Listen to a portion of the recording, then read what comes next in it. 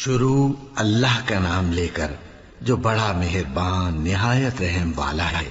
الف لام میم، یہ کتاب یعنی قرآن مجید، اس میں کچھ شک نہیں کہ اللہ کا کلام ہے، پرہیزگاروں کے لیے رہنما ہے جو غیب پر ایمان لاتے اور آداب کے ساتھ نماز پڑھتے اور جو کچھ ہم نے ان کو عطا فرمایا ہے اس میں سے خرچ کرتے ہیں، اور جو کتاب اے پیغمبر تم پر نازل ہوئی اور جو کتابیں تم سے پہلے پیغمبروں پر نازل ہوئیں سب پر ایمان لاتے اور آخرت کا یقین رکھتے ہیں۔ یہی لوگ اپنے پروردگار کی طرف سے آئی ہوئی ہدایت پر ہیں اور یہی لوگ کامیاب ہیں۔ جو لوگ کافر ہیں انہیں تم نصیحت کرو یا نہ کرو ان کے لیے برابر ہے، وہ ایمان نہیں لانے کے۔ اللہ نے ان کے دلوں اور کانوں پر مہر لگا رکھی ہے اور ان کی آنکھوں پر پردہ پڑا ہوا ہے اور ان کے لیے بڑا عذاب تیار ہے۔ اور بعض لوگ ایسے ہیں جو کہتے ہیں کہ ہم اللہ پر اور روز آخر پر ایمان رکھتے ہیں، حالانکہ وہ ایمان نہیں رکھتے۔ یہ اپنے خیال میں اللہ کو اور مومنوں کو دھوکہ دیتے ہیں، مگر حقیقت میں اپنے سوا کسی کو دھوکہ نہیں دیتے اور اس سے بے خبر ہیں۔ ان کے دلوں میں کفر کا مرض تھا، اللہ نے ان کا مرض اور زیادہ کر دیا اور ان کے جھوٹ بولنے کے سبب ان کو دکھ دینے والا عذاب ہوگا۔ اور جب ان سے کہا جاتا ہے کہ زمین میں فساد نہ ڈالو تو کہتے ہیں کہ ہم تو اصلاح کرنے والے ہیں۔ دیکھو یہ بلا شبہ مفسد ہیں لیکن خبر نہیں رکھتے۔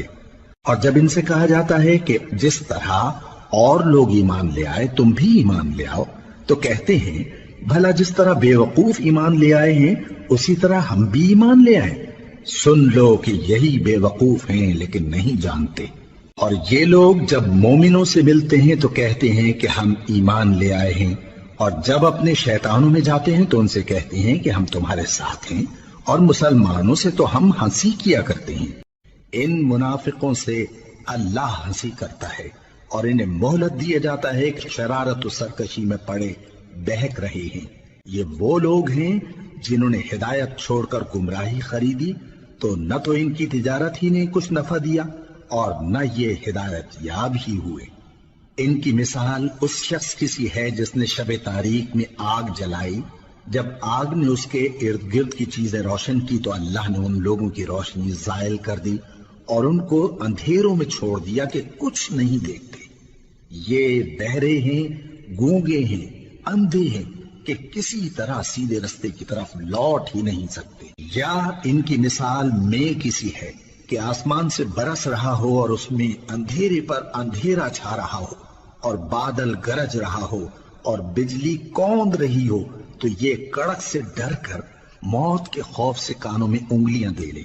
اور اللہ کافروں کو ہر طرف سے گھیرے ہوئے ہے، قریب ہے کہ بجلی کی چمک ان کی آنکھوں کی بصارت کو اچک لے جائے۔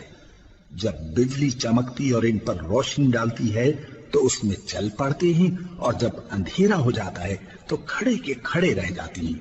اور اگر اللہ چاہتا تو ان کے کانوں کی سنوائی اور آنکھوں کی بینائی دونوں کو زائل کر دیتا۔ بلا شبہ اللہ ہر چیز پر قادر ہے۔